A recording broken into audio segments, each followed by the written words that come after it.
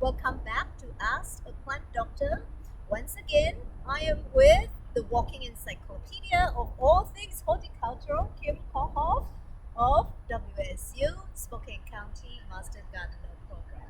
Thanks for coming out again. Well, it's always my pleasure to see you on this, all kinds of things.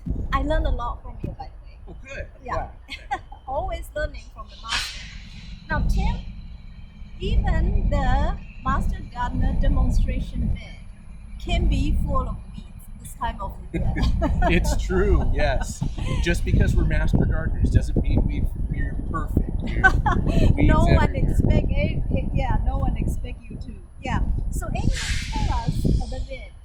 Tell us how to control weeds before we even start. Right. This is the time of year when we're doing a lot of preparing our gardens to plant seeds or to plant plants. And weed control ahead of time is a key that's going to help us succeed, help us get more food in the long run. And so you can see just about everything here, I think, is a weed. And so the easiest and for me the most therapeutic thing to do is just to pull weeds out, just like this. If you don't have very many, this is a good way of controlling the weeds in your yard and taking care of your frustrations. I'm glad you think so because I always feel like weeding is a Zen exercise in Zen as well. Yeah. Isn't this some kind of edible? So what we've got here, this is net seed lamb's quarters, and it's actually edible. This is actually edible. Yeah, you don't want to, like with anything, you want to be careful, know the history of your site. We know that we don't use any chemicals here, but we don't want to eat anything that might have been exposed to something bad. Could you zoom in a little bit on this lamb's quarter? There you go. So, One of the things that helps us determine or identify it as lamb's quarter is that it's got kind of a fuzzy, you can kind of maybe see it on the stem. It's got kind of fuzzy stems. oh yeah. And look at this, we've got some eggs on the backside. Oh, look Some at that. insect eggs. I wonder what that is. I don't know. I'd like to think it's something good. I hope it's not aphids. No, it's not aphids. Aphids doesn't look like that. Orange Okay. color, does it? No, it shouldn't Okay. All right. So anyway, so it's best to get ahead of the weeds before they explode. be. Absolutely. And you can see how big this one already is. So this is wild buckwheat. And this is proof that we've done a good job adding compost to this, because normally these leaves are only about half this size. But with all this compost in the bed, it's luxuriating in all that nutrition.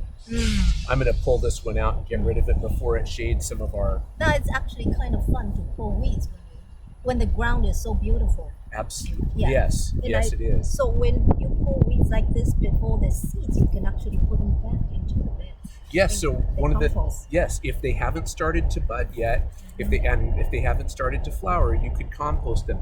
Once they've set buds or flowered, you don't want to put them in your compost because they'll just finish making the seeds in the compost Even pile. when they're budding. Even when they're budding, some of them, not all of them, Okay. but some of them, even when they're budding, they'll be able to finish that whole reproduction process, and you might have some seeds in your compost that then get spread out into your garden next year. So if you're not sure whether you should compost them or not with buds, just don't compost them once you see the buds.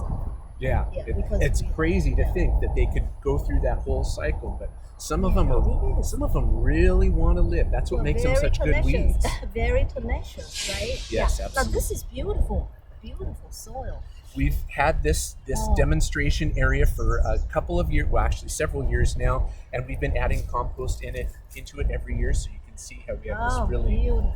wonderful, easy to work, and you can't tell on video, but this is actually a little bit warmer than the soil in the ground. It feels very warm.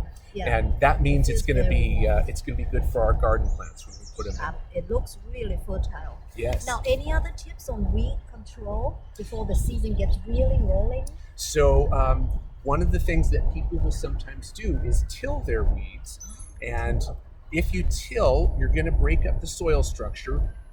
We always recommend hand digging if it's possible. Tilling, sometimes there are some weeds that actually, when we break up their roots, they'll regrow from all those little root Exactly. segments, and then we'll have more weeds coming up a little bit later on. Yeah, exactly. So hand digging is great if it's a small area like this. If it's a big area, you might have to till or mow.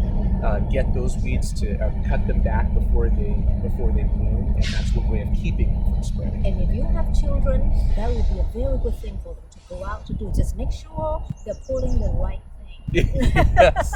Send them out before you put your seeds in. Maybe. And that would be a lesson in biology. This is weed, not edible carrots or Right. tomato you just planted, right? Exactly, Yeah. yes. So anyway, any other tips?